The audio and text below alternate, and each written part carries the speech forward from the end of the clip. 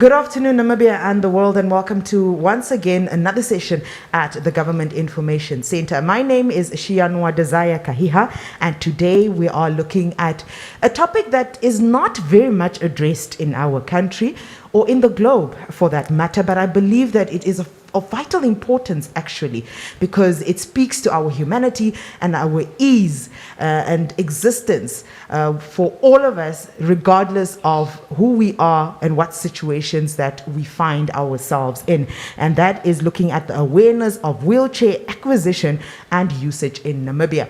But before we get to that, we still have COVID-19 in our midst, and thus we would like to invite Dr. Esther Mwinyangwe, that's the Deputy Minister of Health and Social Services, so that she can give us an update for the 27th of March 2022.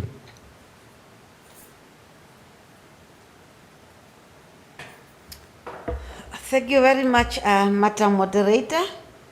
Shinua, or something you don't say your name in Oshirero, you speak when you say your name.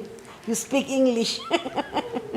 Thank you very much. Good afternoon, fellow Namibians.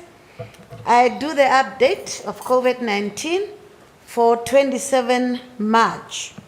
And we announced 5 positive cases from 427 samples or results in the last 24 hours reporting cycle. That represents 1.2% positivity ratio. The sex distribution of cases is 3 males, of which 2 are new infections, and 2 females, which are all new cases. The youngest person is 17 years old, while the oldest person is 56 years old. The new COVID-19 positive cases and reinfections are distributed as follows. Commas, 2 new cases from Windhoek, plus 1 reinfection, and that gives us a total of 3. Erongo, 2, all 2 from Swakopmund, and both are new cases. Among the confirmed cases, 1 is Helena, 3 cases are fully vaccinated, while 2 cases are not vaccinated. The number of active cases is now 172. 6 cases are currently hospitalized across 4 regions. 1 hospitalized case is fully vaccinated, while 5 are not vaccinated, constituting 83.3%. 1 case is in ICU, and this 1 case in ICU is not vaccinated. So the distribution of hospitalization of confirmed cases per region is as follows. Commas, 3 hospitalized cases, with 1 in ICU. Erongo, Hartap, and Oshana, each is having 1 hospitalized case. I am happy to announce that we have not recorded any death during the period under review. By 26 March 2022, a total of 441,376 people aged 18 years and older have received 1 dose of the COVID-19 vaccine, representing 30% of the target population, which is 1,471,973. A total of 129,917 people have received the Johnson & Johnson vaccine, while 251,909 adults have received 2 doses of other vaccine types.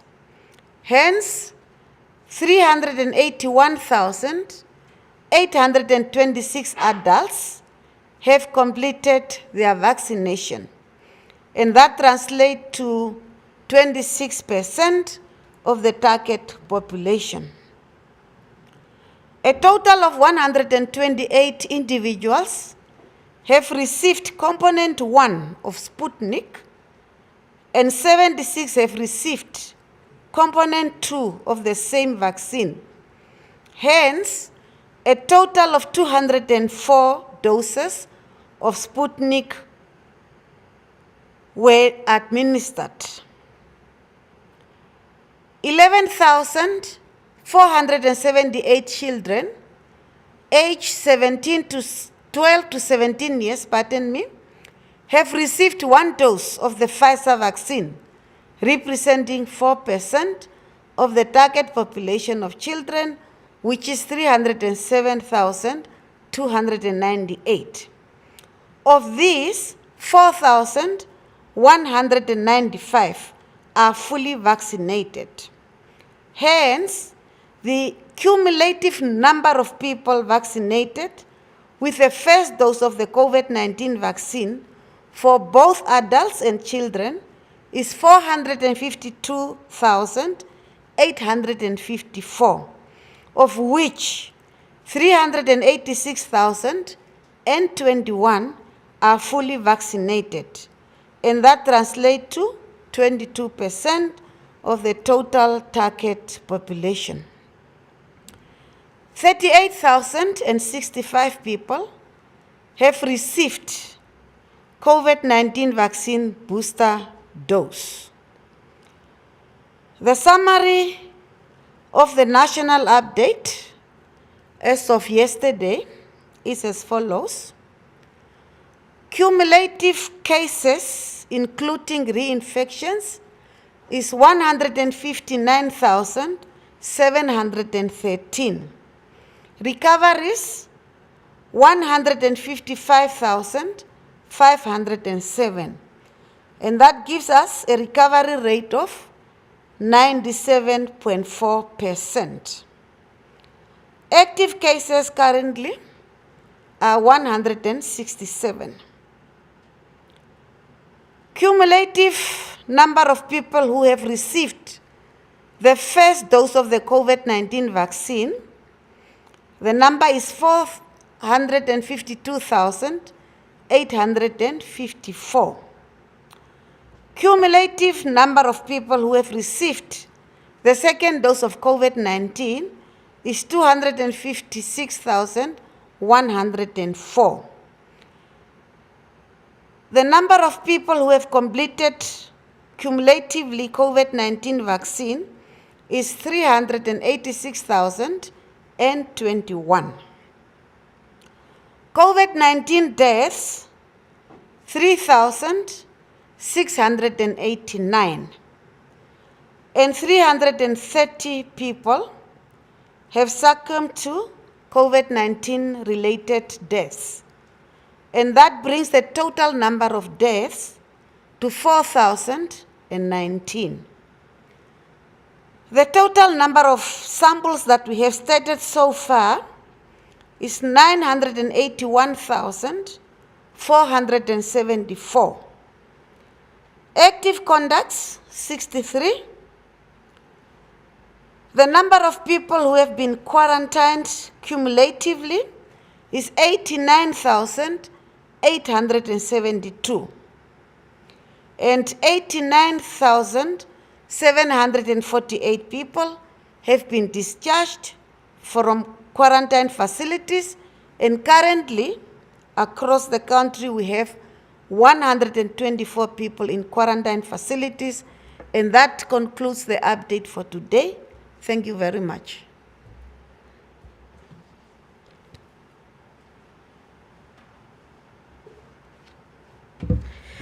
Thank you very much, DM, for that. And it seems like I'm in trouble with you. I thought I was putting enough effort into the name. Now I'm being told I'm takumaring my name. Oshiyanua Kahiha. That's the name. But I will do my best to practice because it seems like I'm not doing justice to my nationhood. Né? Thank you very much, DM, for that one. And based on the update that we received, it is quite clear. As much as we are seemingly out of the woods, COVID has not left yet. So it is advisable for us to try and make sure that we keep our numbers low as far as possible, and maybe, hopefully, sooner than later, reach a point where we can say we have now kicked COVID out of the country. Social distancing, very important. Make sure that you disinfect your surfaces. I think we really undermine the potential of disinfecting surfaces. Sanitize our hands wherever we go. And that is one of the ways, or some of the ways, that we can try and make sure that we get rid of the pandemic. We've seen how bad it can get, so let's not get back there. Getting back to our topic for this afternoon, as we said, we are looking at the awareness of wheelchair acquisition and usage in Namibia, and I've got a healthy panelist group of ladies.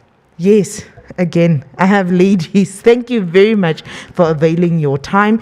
We do have Ms. Shanae Fierus. She is a chief occupational therapist with the Department of Occupational Therapy at Windhoek Central Hospital with the Ministry of Health and Social Services. Good afternoon, Shanae.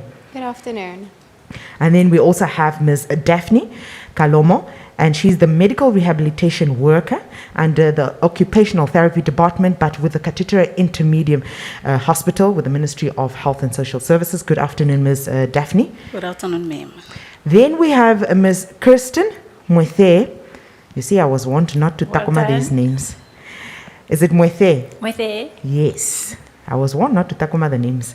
So we've got Ms. Kirsten Mwethe, and she is the Chief Occupational Therapist with the Division of Disability Prevention and Rehabilitation with the Commerce Regional Directorate under the Ministry of Health and Social Services.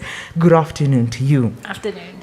Then we also have somebody who is going to be speaking to us on the basis or perspective of personal experience. That is Ms. Sarah Heimbody. Good afternoon. Good afternoon. And thank you very much for availing yourself so that we're not only speaking from just technical points of view, but also giving personal experiences. Thank you very, very much. Kicking off this afternoon, our question starts with Ms. Shanae. There are various medical challenges that bring one to the point of needing a wheelchair. We would like to know what are some of the factors that are considered when the final decision is made for one to be allocated a wheelchair. Okay, thanks for the question. So one of the first factors that we really need to consider when prescribing a wheelchair for a patient is the level of the patient's mobility. So you're looking at what is the condition and what is their mobility ability, basically. So, and you're also looking at how long are they sitting in the chair? Are they using the chair for 8 hours in a day? Are they sitting in it primarily, or will they be transferred to the bed? So there's many different things that you need to consider. You're also considering whether it's a temporary user or if it's a permanent user. So is the condition permanent, nothing will really improve, or is it temporary, maybe it's an incomplete spinal cord injury, so then you're expecting, some of the mobility gains to come back. Then the other thing that you're also considering is the patient's ability to actually sit. And this is one of the things that's not always considered. You need to look at, is the patient actually able to sit upright? Are there any contractures that are stopping them from doing this? Or does the patient get dizzy at times? Can they actually go into a full upright position? And then we also need to look at, does the patient have the genuine financial need for applying for a chair at the state?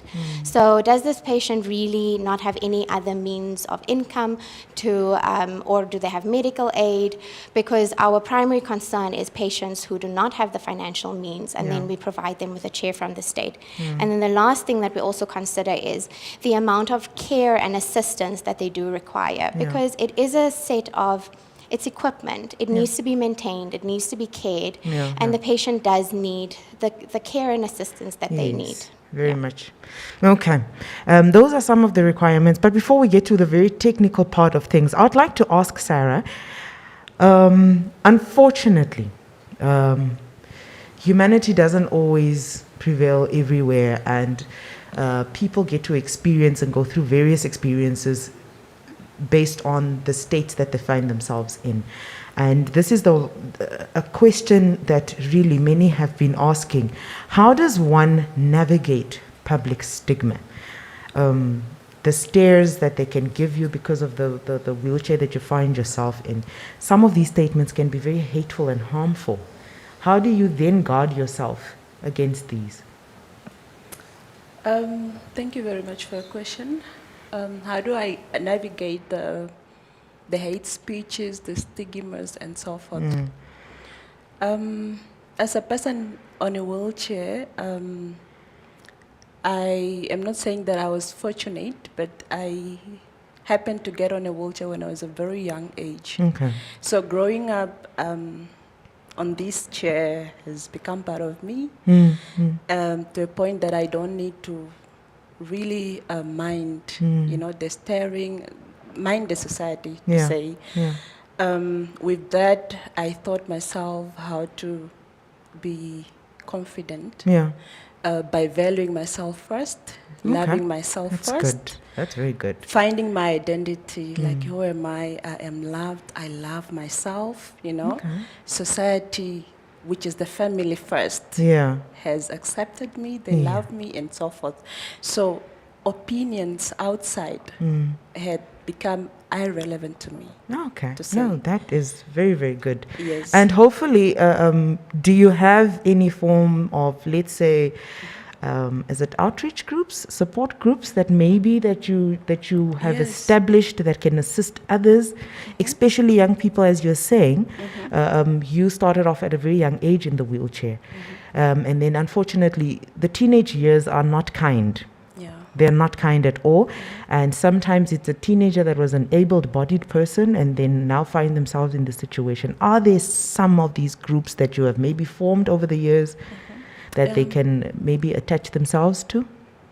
Yes, we actually have a lot of them in Windhoek that targets different types of group, be it young, old, youth, different types of disabilities as well. We have wheelchair associations for wheelchair users, and I think Cassidy, you can come in. We have children associations, so many associations. Kirsten? Yeah. Association for Wheelchair Users, and they have a support group running every second week and a very active WhatsApp group as well. So if you're keen to be part of that, we can maybe provide contact details somehow later. Yes, and then maybe we can just put it up on our social media platforms as well, just to broaden the net. Sure. Okay. Kristen, staying with you. Does a policy exist that regulates the acquisition of wheelchairs? What are the necessary processes and procedures that need to be followed by a patient to acquire a wheelchair? Simple answer is yes, but there's more than one, in fact. First of all, we have policies which talk about the rights of a person for a wheelchair. So globally, we have the United Nations Convention on the Rights of Persons with Disability. And nationally, we have the Namibian, the National Policy on Disability that's from 1997. So they both talk about the right of a person to a wheelchair, the right to participate in society and access one.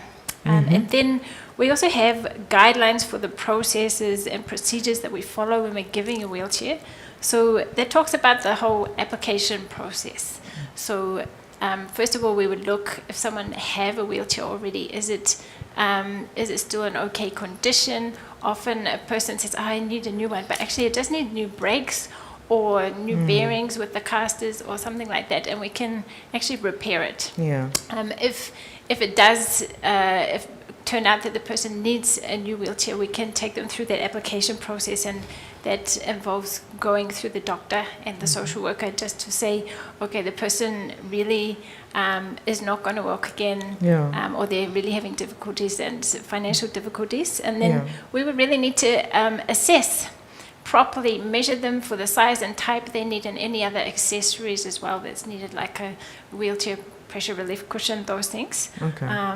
And when the person comes back, like if we manage to find a wheelchair match for them, either our own from state or maybe someone donated, then we fit them, and that can take 2, 3, 4 hours even, just to fit them and make sure the place gets very messy with sponge everywhere, that we're trying to make cushions here and there. And Okay. yeah, and the training and education that goes with giving a person a chair, and Okay. obviously follow up as well. Okay. Like that person need to come back. Are they still okay in the chair? Are they still comfortable? Yeah. And is the chair okay, or does it need maintaining other than what the wheelchair users doing themselves, Yeah. like cleaning and putting oil, those things. Okay. So basically, these are processes that have somebody at your facilities guiding the patient through that. It's not something that they have to do on their own, right? Yes. There's guidance definitely offered, and that's why we're here. Okay, that's very good. Daphne, given that there are different levels of physical challenges when it comes to wheelchairs, is it a one-size-fits-all? Or are they designed as per the particular patient's needs? I know Kirsten just highlighted that the place can get messy with sponges and everything all over the place, but can you give us a little bit more insight on that? Okay. It may look as if any person can sit in any chair, but no. So that's why we are having professionals that were trained to do the sitting properly. Okay. So it's wheelchairs are just like medicine. So it doesn't need to be prescribed to be used. So not anyone can sit in any chair. Okay. Okay. So it's not a one-size-fits-all. No. So fitting has to be done. You have to actually go through that process. Assessment. Sarah, did you struggle? Or, I mean, you said you started at a very young age. Did your parents maybe go through the struggle of trying to get you a wheelchair back then? Did you struggle to get the one that you have right now? Because I'm not familiar with the different types, but I do know that there are different types. That much I know at least, of wheelchairs. Did you struggle to get the one that you have right now? Did your parents back then struggle to acquire a wheelchair for you? And from the onset and now, did you have to change the types of wheelchairs that you have had to use over the years, or has the standard mainly just remained the same, and maybe just the size as a person that you were growing from a young age? Thank you very much for your question. I understand my parents had to struggle to get me a wheelchair. Because I'm someone from a village. I was grown and raised from a village. And access to the hospitals, access to the physiotherapist, occupational therapist was not a challenge. easy. I am from Angoina, and the nearest occupational therapist was found at the Oshakati State Hospital. Wow. So you can just imagine sorry, but that's a distance. the kilometers and the distance to go there. As I grew up then, I went to school, I studied, and until I graduated, then I got employed. That's good. From then, that's when I realized that the other wheelchair that I was having was not fitting to my current needs, and I had to acquire a proper wheelchair that is fitting or speaking to my needs. Okay. There are procedures that you need to follow. I had to see the occupational therapist to do the measurements, to recommend the best wheelchair for me. Okay. And my medical had to pay a portion. Yes. And I also had to top up because they're very, very expensive. And even before getting a wheelchair from the supplier and so forth, you have to choose the type of wheelchair to get. I have to look at the weight. The lighter the wheelchair, the more expensive it is. And I have to also check the affordability. I'm someone who is independent. I don't drive. I have to look at it am I able to fold this wheelchair and put it in the car like by myself? Yeah. I also have to look at the area. Is this wheelchair fit for the village? Where do I spend most of my time? Yes. Obviously, it's in city, so I Exactly. have to. In accordance with that. Yes, exactly. Okay. I think the one question that now is triggered to you is with regards to the main change came with employment. And I think this is the part that I became curious now. What exactly were the differences? Where was the struggle with old wheelchair with regards to your space of employment? Because I believe that is where your biggest change that necessitated a change in your wheelchair came in. Like I said, the lighter the wheelchair is, the more expensive it is. Yeah. My parents could only probably get a wheelchair according to their financial status. Okay. So, but still at work, this is not the wheelchair that I use. Okay. I was fortunate that my employer, which is the University of Namibia, had bought a wheelchair, an electrical wheelchair for me. Okay. That if I happen to have a meeting at a building that is maybe 5 kilometers away from my office, I will not struggle. I'll use. But I don't use it most of the time. It's just mainly for mobility purposes. Okay. Yes. So there are changes that are sometimes necessitated by the changes within a person's lifestyle, as Sarah is indicating. There are sometimes also changes, or do you find situations, I don't know who's best to answer this one, where one individual is sometimes prompted to have more than one type of wheelchair? Exactly. Do we have such scenarios? Yeah, so we actually get that quite a lot, especially with the patients that they have a high spinal cord injury, and then they have they're prescribed an electric chair.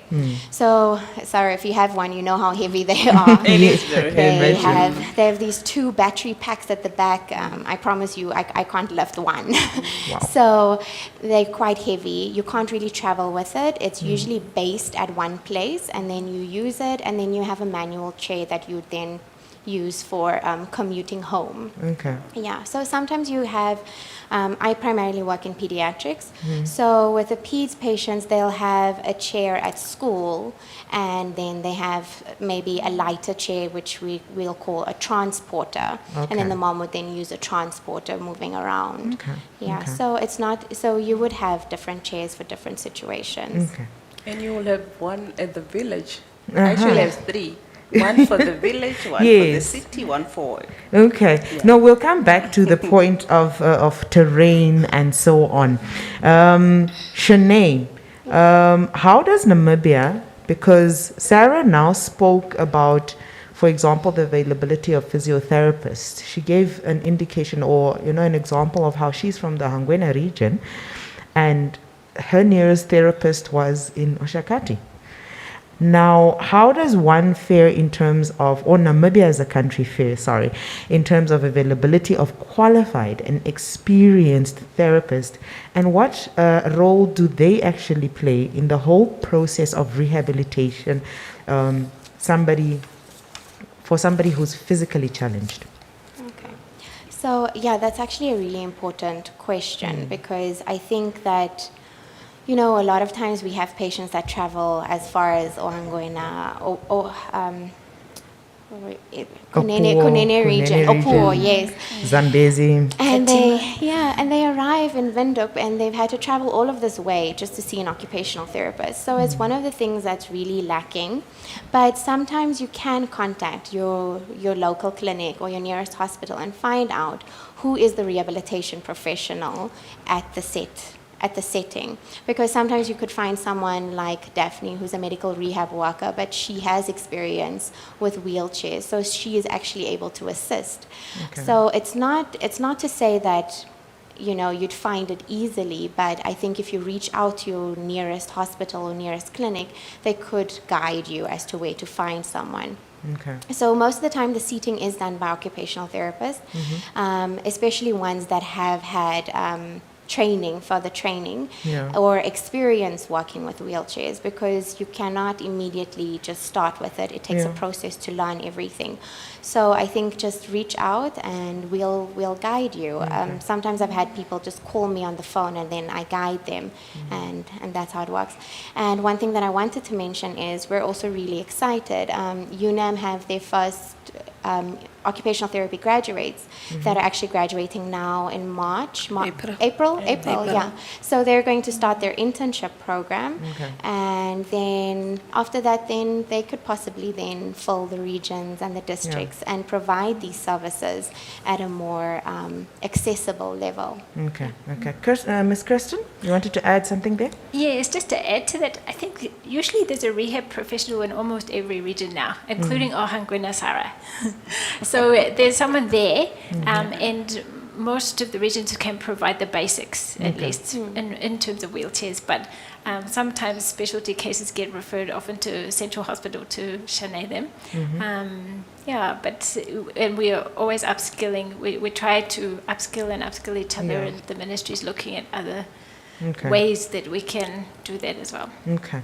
So I think the key here is basically for whether it's the patient themselves, their family members, or their parents, or so on, not to shy away from reaching out to personnel at the facilities, health facilities that are closest to them, because most likely those health facilities have some form of extensions or, people that they call in to guide, help, and assist in various scenarios where that particular facility doesn't have a set professional.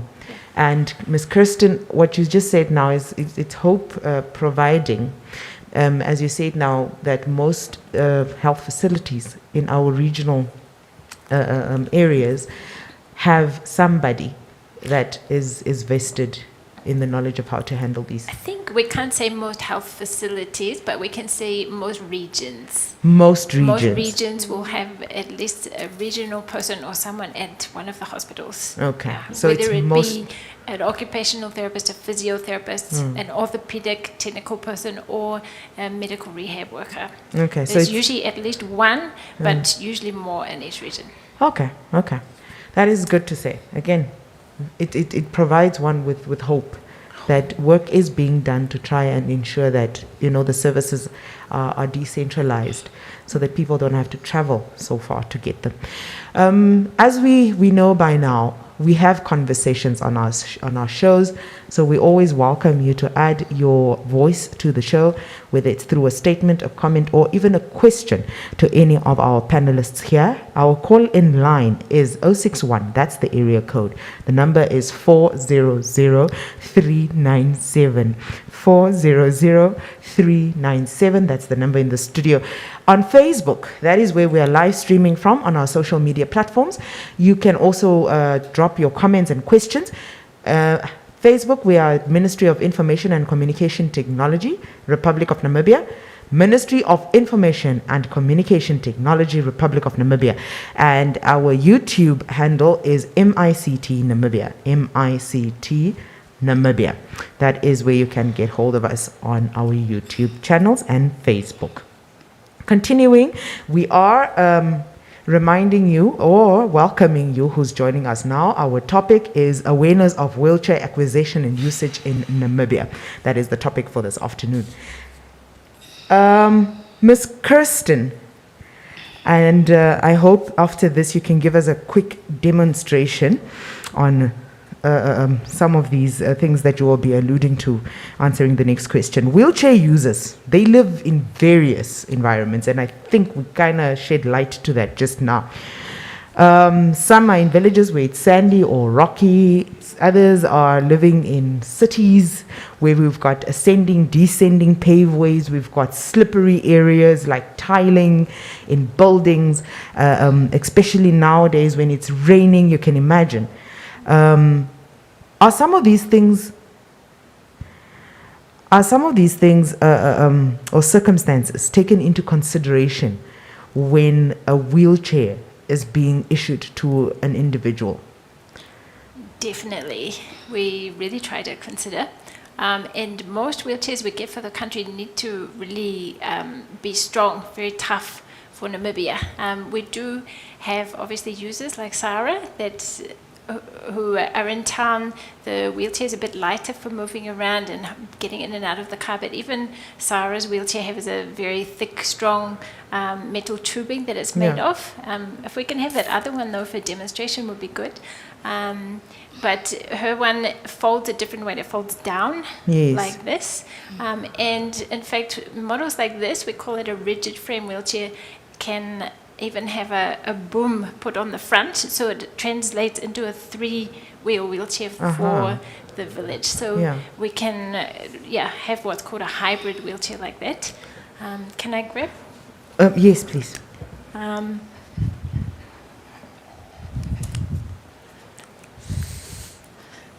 So this is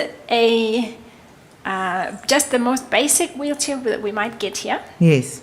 And as you can see, it's got still that very thick, strong tubing that is needed for Namibia for the rough terrain. A lot of donation wheelchairs come and they're aluminium, which breaks easily in Namibia, and then it's difficult to replace the parts that we don't have. The tires, you can see, are very thick and quite strong. The casters, we can see also 2-inch caster wheels, quite thick like this, not the 1-inch or thin ones that we might have.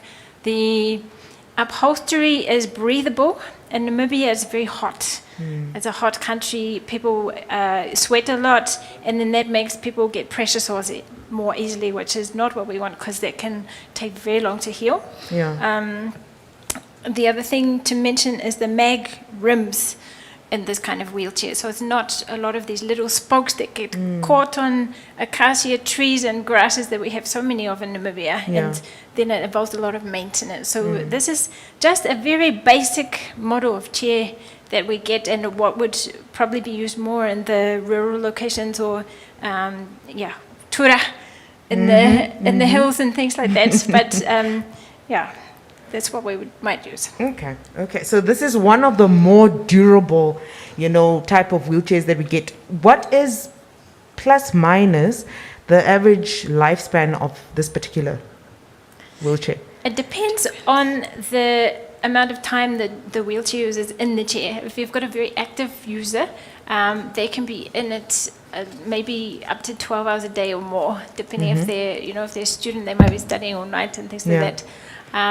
If it's someone that's maybe a bit elderly or needs to spend more time in the bed, it would be longer. But if it's a very active user, they could come back within maybe 2 or 3 years. And we need to know our clients quite well. They're a very active user, or maybe the kid have been using it too much for transporting, shopping and things like that, which we discourage, and we actually sign a contract when we give chairs to say don't lend it out to do other things with it. You really need.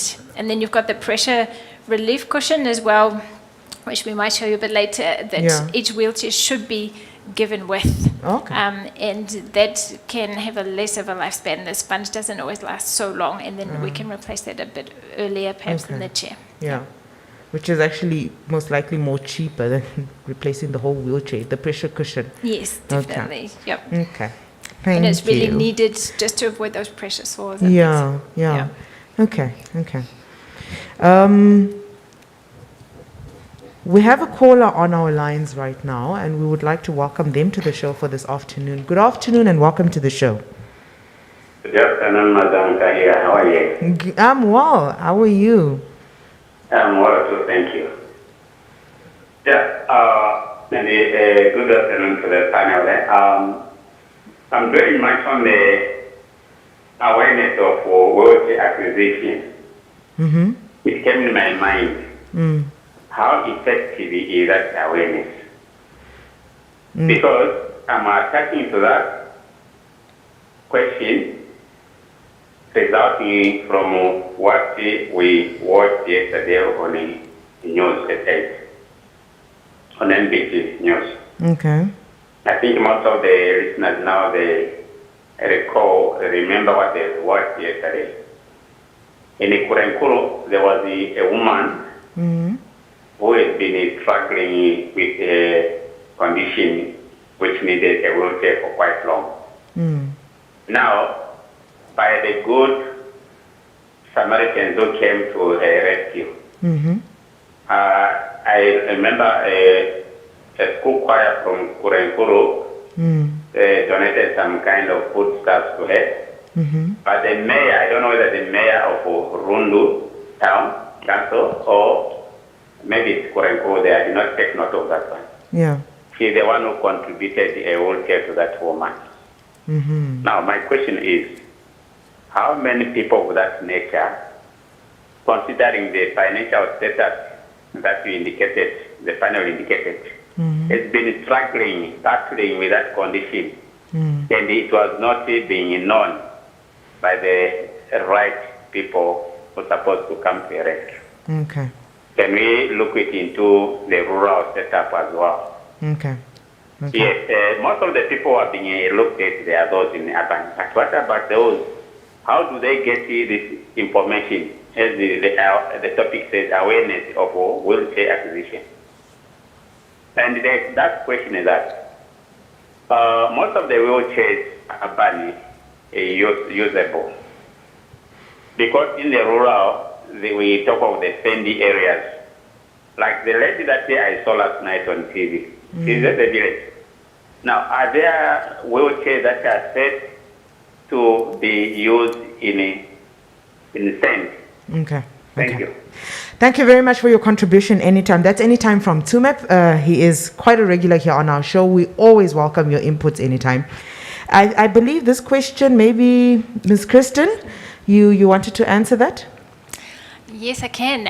I think it's the reason anytime that we are trying to really get awareness more out there at the moment. There's the need for wheelchairs at the moment is sometimes outweighing the supply. And we're really trying to help people just become more aware that people need actually prescription because wheelchairs are a little bit like medicine in terms of if you get the wrong one, it can also cause harm or damage as well. And we love the heart though. The people really coming forward and wanting to donate, wanting to really give the right thing. And that's important, but it's really good if we can just be contacted to be a part of that process, and we work as a team together to really give people the right thing. I don't know if this is a good time to talk about what can happen if a person have the wrong wheelchair for too much length of time. We'll come to that. I think we will be speaking to that a little bit later on. Comments on our social media platforms are quite welcome. We have our Facebook. We are live streaming from there, so you can drop comments and questions there, as well as our YouTube channels. Thank you anytime. And you are also welcome to call in and add your voice to the program. Our line number here is 061, that's the area code. The number itself is 400397.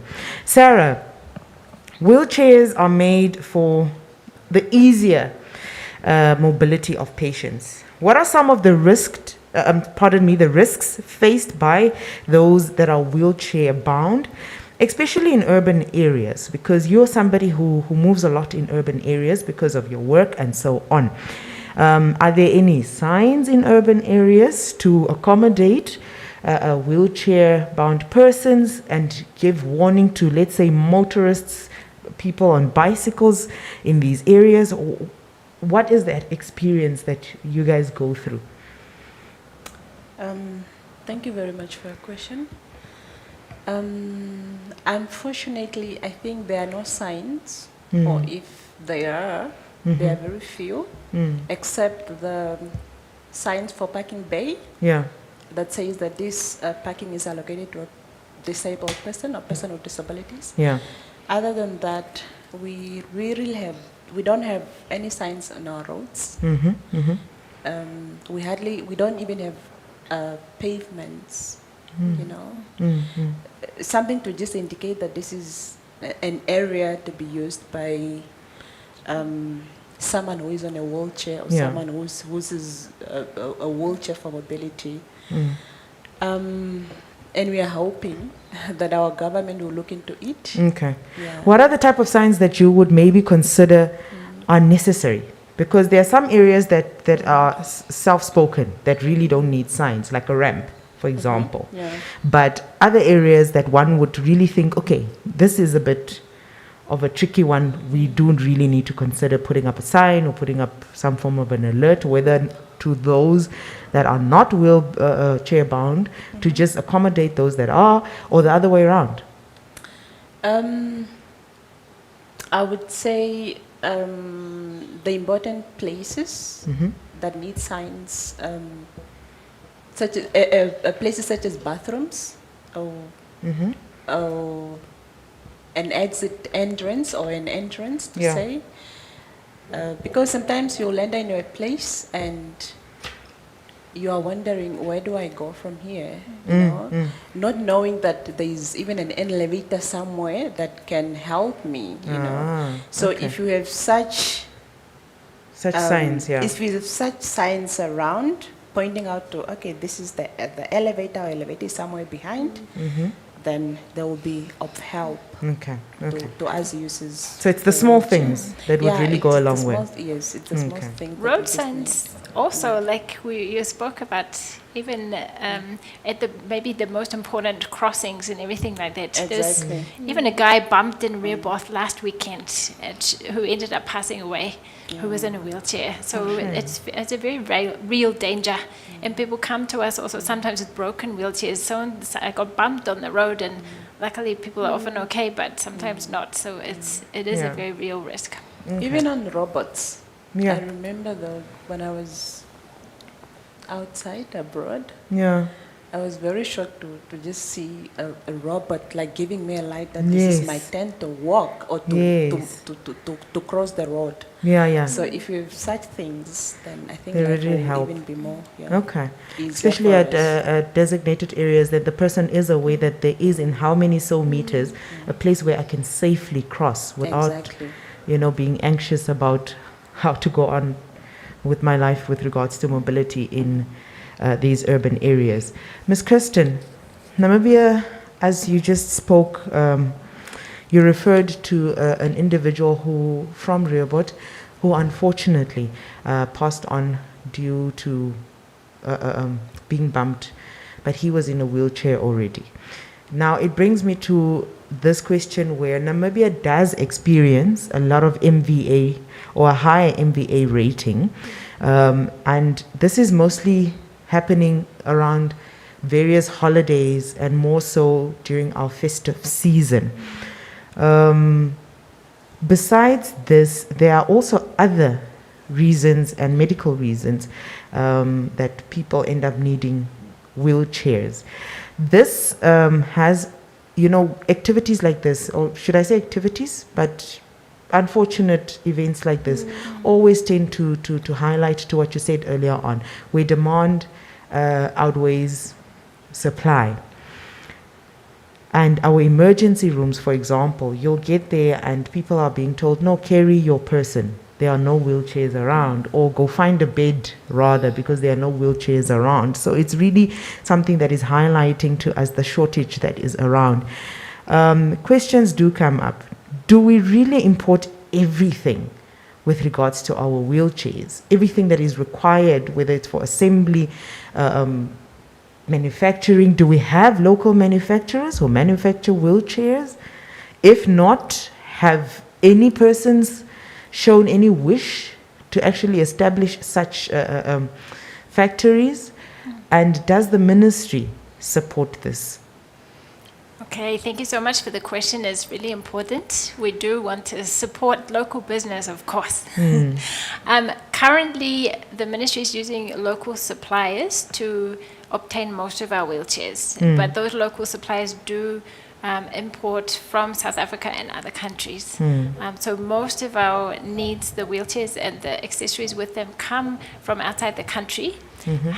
However, the ministry would welcome business from inside the country if the manufacturer, if a manufacturer came, and there has one or two times recently been some interest taken in that. So there's some things maybe in the pipeline, but there's quite a few factors to consider when we're thinking about the manufacturing here. So one is that the Namibian terrain that we've spoken about. We really need strong wheelchairs for this country. Yeah. But then also there's a large variety of client needs. There's been a lot of illnesses, sicknesses, diseases, road accidents, everything that's put people in chairs, and people have contractures and a lot of things which are difficult to deal with, and we need a large variety of things to give the people. So then that would mean people manufacturing wheelchairs need quite a lot of training in order to deal with this.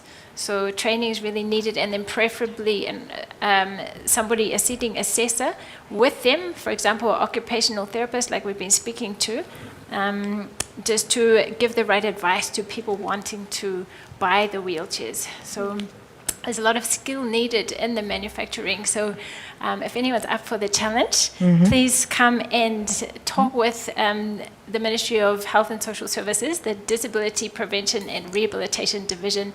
We would love to engage with you. Okay. Thank you very much. I like the positivity, the prompt to say there is a possibility. We are welcoming it. Please do approach. It's just sad that by now that we still don't have some of these things happening, as with many sectors in our country, actually, because I'm sure this would have been one of those that we could be using to try and mitigate the shortage. We do have a few comments here on our Facebook, and WC, that is Windhoek Central Hospital, has a telemedicine center, but is it catering for the tangible needs of the patients? Has a telemedicine center, that is Windhoek Central Hospital, but is it catering for the tangible needs of patients?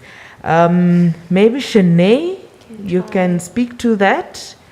What is a So telemedicine center, I think, is where they provide assistance telephonically. Oh, okay. Yes, to patients. So for the tangible needs of a patient, I can't really speak to whether it's catering to it or not. Okay. From our side, from the occupational therapy department side, we haven't really been involved with it. I think it's mainly the doctors and possibly nurses. So I can't really speak too much about that. Okay. That's fine. Daphne, we are running out of time, but we would like to try and get some of these questions answered because I believe they're very important. What are some of the things expected from a wheelchair user to avoid or minimize possible injuries, and also the maintenance necessary, so that in turn this could play a big role in expanding the lifespan of a particular wheelchair? Just shortly. Yeah. Okay, thank you for the question. We check the safety and mobility of the patient, whether the wheelchair, the brakes are working and everything. And then we check the transfers. We teach the patient how to transfer using the transfer board. Yeah. If we have time, we can show you later. And then we look at the daily activities, prevention of pressure source using the cushion, and the training of the user, the caretaker. Caretaker of the patient would also be trained how the chair works, and the transport of the wheelchair, there where it comes, how to fold the wheelchair to put it in there, to transport it from A to B, and then the cleaning and maintenance of the chair. Okay. And then we give follow-up for any other issues that may arise. Okay. Nice and concise. Thank you. We're trying to get as much information out there, and hopefully we can actually have them back on the show to try and go even deeper into details. Kirsten, are there any cases of persons manufacturing chairs without training? Are there any risks in initiatives like this? Because sometimes it might come from a good place, but it might cause the opposite. And if yes, what would these risks entail? Thank you so much for the question. This is a big concern of ours because there's a lot of, like we said, people are putting need for wheelchairs on social media and all these things. And if a person end up with the wrong chair, it might not be so bad just for a few days or weeks or months, but over time people can really get deformities and all sorts of things. So for example, say if we imagine this is a wheelchair and I'm sitting in it, it's actually very big for me. I'm small. And like some people also can't sit up straight as Yeah. well. So if I'm like this, The am whole I time. even really able to breathe Exactly. properly? I can't really breathe. I can't eat. I might even choke. Yeah. It's difficult. I'm not able to engage properly, even to maybe watch TV. I'm back here. Yeah, yeah. And read and things like that. So I really need a chair that is a bit more suited to my size. It really does need to hug me nicely. Yeah. And those things, and help me sit up straight. Perhaps even we put something called an adductor block here that stops me sliding forward or keep my legs in a better position. Yeah.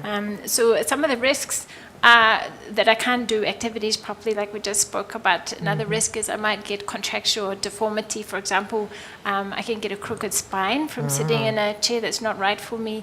I can have feet. I've had patients where their feet come and they're all contracted. They're not even flat anymore because they can't reach the footrests. Another risk is pressure sores. They might forget to bring a pressure cushion. Yeah. We can check this one with the pressure cushion. Even Okay. we don't. You must have a pressure cushion to stop the person getting pressure sores. If the wheelchair is too small, I can get pressure sores here. If it's too big, I can maybe get on the sacrum or other parts of me. We want to avoid it. We want to avoid accidents. Sometimes, like if a person's had an amputation or if the wheelchair is too tippy, a person can tip and fall out of the chair. So we have to really help, like change the center of gravity of the chair. It's quite technical to Yeah. stop the person falling back. Yeah, Okay, even person okay. with amputations, Yeah. we have to do that quite nicely. And Okay. so if you want to assist somebody that needs a wheelchair, I think a big main message would be, please just involve us. We can help prescribe. We can work together. We love it if people want to buy, but let's do it together so the right thing is bought or the right thing is fitted for the person, whether it be in state with us or even with private. The Namibian Association of Occupational Therapists have people as well, and you can look on their website for that. Okay. Yeah. Ms. Kristen, we're going to stay on that point for a little bit longer because you mentioned a few things here that we believe really need to be dug into. We are going to say goodbye to our NBC viewers at this point. Thank you very much for joining our conversation. We really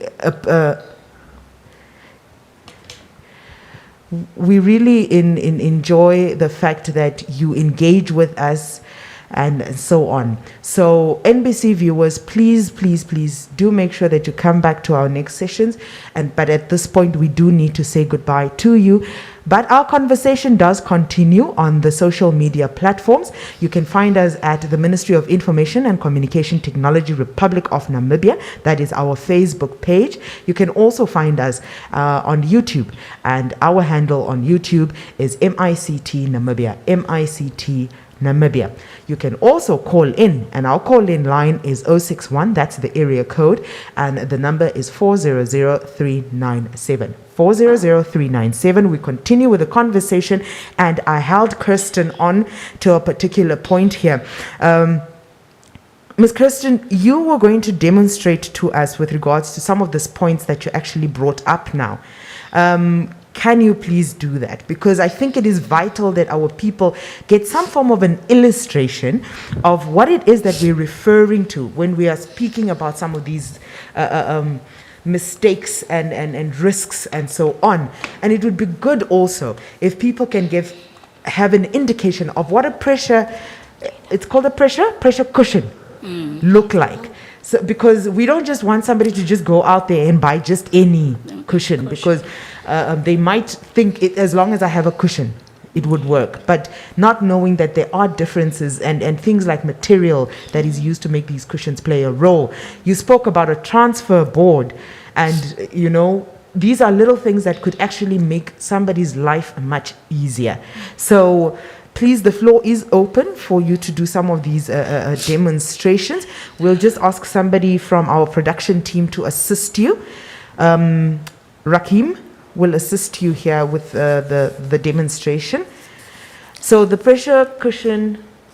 So it's actually not a flat pressure cushion. If I take the cover off, The covers, most of them, we try and get waterproof ones, because often a lot of our users have a bit of incontinence as well. We don't want the sponge to deteriorate quickly. So if we take the pressure cushion off, the cover for it, it looks like this. No?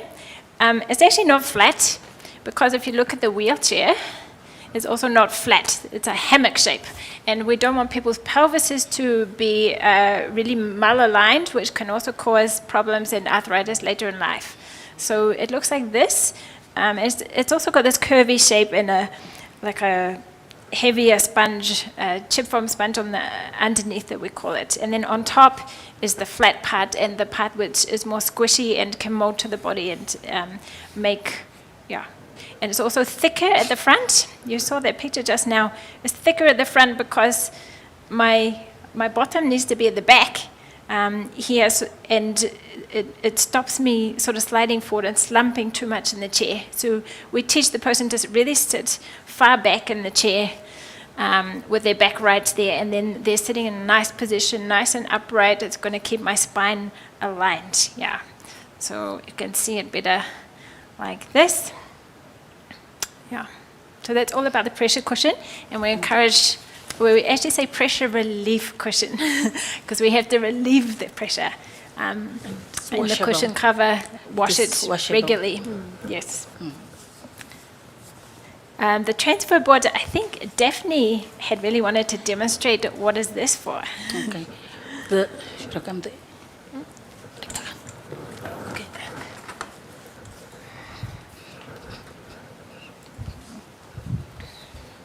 So, the board is used for transferring from or for moving from A to B. If you want to move maybe from the chair to the bed, you can use this, put it under the cushion,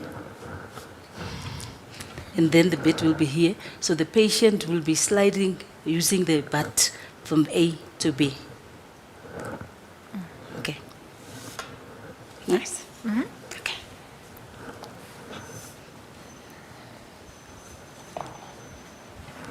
Daphne, quick question with regards to the transfer board. Are there different sizes made for different people, or is it a one size fits all? The board? Yes, the transfer board. No, they are standard. They are all standard? Yes. So are there any, I don't know, should I say clues, hints, guidances that you guys give to just try and ensure that the board doesn't result in unwanted injuries? Instead of it being an assistant tool, now it ends up being one that causes damage. Can you Maybe I can answer. Yeah. So the board isn't usually prescribed for everyone. Okay. So you usually prescribe the board when the patient is considerably weaker Okay. than another, or they're able to do the bum shuffle on their own. Okay. So then you would then prescribe a transfer board. So you really need to look at the patient's ability to understand instruction, their capability, what are they able to do, who's going to assist them. Is the patient, like let's say for instance, it's an older person that needs to be transferred and they're too heavy, then you would prescribe a transfer board just to assist the caregiver to then gently just scoot them over onto the bed. Yeah. So it's really anything related to the wheelchair. It's really a one size fit all thing. You really look at various different factors, even with a transfer board. Okay. Yeah. Okay. So in the case where, for example, you sometimes get these, what do they call those? They're like donut shape. Okay. Oh, yeah. Can somebody use something like that in the case where they don't have a pressure cushion?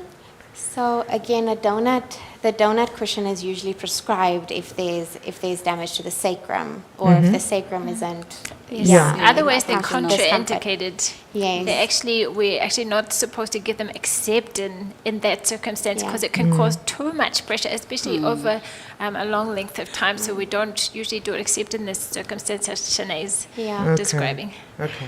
So it's as I said, very honestly, pardon me. It's interesting, little intriguing things that actually play a big role in trying to make sure that we create comfort and ease for somebody who is wheelchair bound. We've got a comment here on our Facebook page, and bravo, Maria, what will happen to the wheelchair if the person passes on? Will the wheelchair be returned to the state if it was supplied by the state? I think that's a good question. Daphne? Yeah. On the issuing of the wheelchair, at the end, we do let the patient sign an agreement form. And in the agreement form, it is stated, or we explain to the patient, if the patient doesn't need it anymore, they are welcome to return it to the Is it a hospital. must or they're welcome? It's actually a must. It's a It's must. a contract that It's we a sign. must. They must Okay. bring it back. Okay. But we do find people passing them on to other people, people. and Within the trying- families. Yes, Yes. especially even in rural communities. The one in common is to go into those rural communities. I often find people with other people's wheelchairs because they're so hard to get hold of. So I guess if someone really needed it, they could take it temporarily, but we do need to be contacted there to come in and get the right thing for them. Yeah. So it's about trying to refit it for the next person and trying to avoid further injury that could be caused by readapting somebody else's Yes. wheelchair. The main message is really just involve us, please. Yeah. Yeah. Okay. We have another question. As I said, it's a pertinent topic, and I think there is very little awareness created about this particular topic, and we really appreciate your questions that are coming through. Richard Kambinda is asking, from an occupational health and labor policy point of view, what would help incentivize companies to hire or retain persons of disability, such as a blind person or one of hard of hearing, tellers, for instance? Today we're looking more at wheelchair-bound persons, but I mean, if we have somebody in our panel that is able to speak to that particular question, it would be great. I think there's another comment that we had here as well. I believe it's a follow-up from Richard, if I'm not mistaken. Are our town councils close to these decisions? Discussions, sorry. Are our town councils, pardon me, are our town councils close to these discussions? Okay, that's a good one. So, anybody willing to take, I don't know, I can maybe maybe speak. Sarah can also speak to us with regards to place of employment, the readaptation of maybe the work environment to adapt to the usage of your wheelchair. Did they require or have a challenge? Was it something that you had to fight for? Did they have an issue with the fact that you were using or you were chair bound? They didn't have an issue because my employer, like I said, is a university that is guided by policies. Yeah. And one of the policies is inclusivity. Yeah. So I think the understanding with them is much better compared to other places of other employment. places, Okay. yes. So there was no issue at all. Okay. I hope many more. I like your place of employment. To the second question, we had our town councils. Are they close to these discussions of awareness? Do you as occupational therapists, and especially within the ministry itself, ever have challenges trying to get them on board when you want to do, for example, awareness or identification of people in need within their areas? Do you guys ever have these challenges? We have challenges all the time, and we really, I think time-wise, we really don't have heaps of time to engage with those issues of accessibility and things, but we would really love them to watch programs such as this. I would say the Namibian Wheelchair Users Association is actually engaging some of these places like that because they empower and advocate for wheelchair users, and it's one of the reasons it was formed. So I think they are trying to bring awareness on that and on the radio and engaging with some of those things, but yeah. Okay. Thank you very much. As we close off, I've got one last question going to Sarah. and many people might actually want to shoot me for this one, but it's the reality that's out there. Constantly, there are expectations on able-bodied persons and let's say building owners, employers, and so on, to ensure that they act or put up certain things in places to allow eased living for wheelchair-bound persons. But observations, history, experiences has taught us that sometimes, there are attitudes that our wheelchair-bound people also have. We have circumstances where their behavior, for example, can be one of entitlement, where they just feel, and these are scenarios we've had, I personally have had these experiences, where you come to a place and because this person is wheelchair bound, they feel that they have to, without necessarily, giving warning or being polite about it or whatever. And for example, road usage. You will find a situation where there is a pavement that this person can use, but they're really just using the roads where cars are. And the person who's driving the car in the incident, unfortunate as it could be, is most of the time the one that is blamed. What is your word to fellow wheelchair-bound persons with regards to some of these things that I mentioned? Okay. I understand attitudes comes with so many different reasons. Probably the person is very stressed. You don't want to be on a wheelchair. The person is coming from a home that did not accept them. So they, they carry, project. Yes, they carry all those things, and they assume, everyone is like the same, or everyone is like their background. Yeah. And it's always not the case. Like I said before, you just need to understand. Being on a wheelchair is a learning process. Okay. You learn to live with others. You learn to understand your community where you are in. You learn even the disabilities. I do not know it. I'm on a wheelchair, but I'm still learning. So it's just a matter of learning and accepting that we are different. Yes. I think the key here, what I'm taking home, is the fact that we need to understand and accept each other in what forms that we find each other in. We don't necessarily dictate our lifestyles and how we end up in certain situations. It's not always under our control. And even if it was caused by events of our own doing, one does not perceive or see yourself to be in a particular circumstance for the rest of your life. Able-bodied, non-able-bodied, wheelchair-bound, non-wheelchair-bound, we really just have to find our humanity and find a middle ground of being able to live with each other and make life easier for each other, not necessarily just one for the other. The other thing that one also takes away from today's session, please do not be afraid to reach out.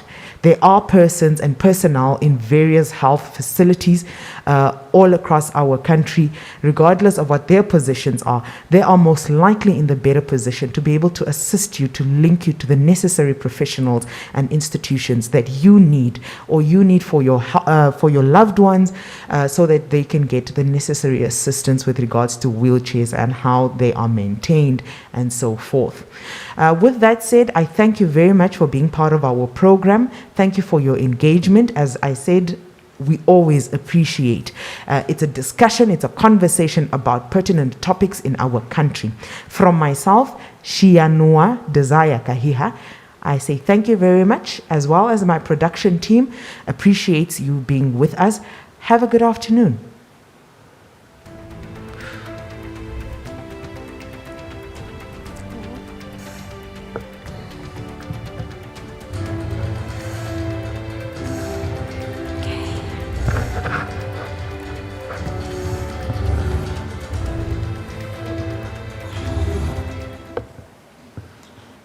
Well done, guys. Well done, presenter. Well Also, done. it's tricky. There's so much into it that